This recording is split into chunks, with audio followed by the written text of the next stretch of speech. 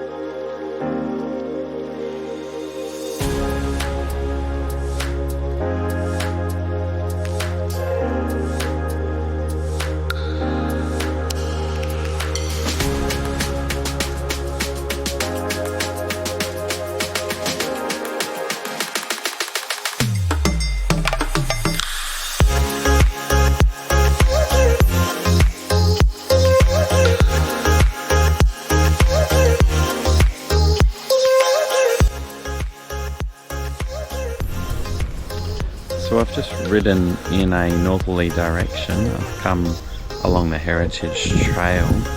Now on my way, I haven't seen any signs of fire or blackened vegetation. So it just goes to show how big this bushland is in Perth, and it's also a testament to the fire and emergency services, managing to contain it to certain areas of the park, I assume. Better go and cycle a bit more and see what else I can find.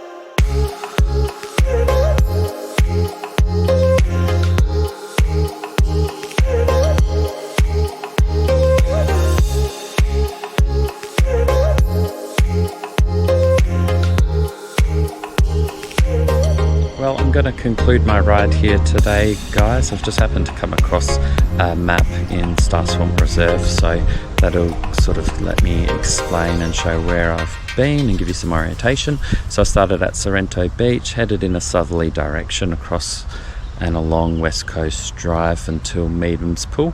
Then I just had to double back to Star Swamp Reserve, followed the Heritage Trail throughout in a northerly direction, and then ended up here. So here's the map. So on this map you can see I started on Grote Street, followed through along the Heritage Trail, this black line all the way through here. So I didn't really cover too much of the park. It is a big park or reserve. Just came out here and then spoke to you about not seeing any blackened areas. Headed up here, and then just here, number 8, I did find it. And then we continued to travel along the Heritage Trail to where I am.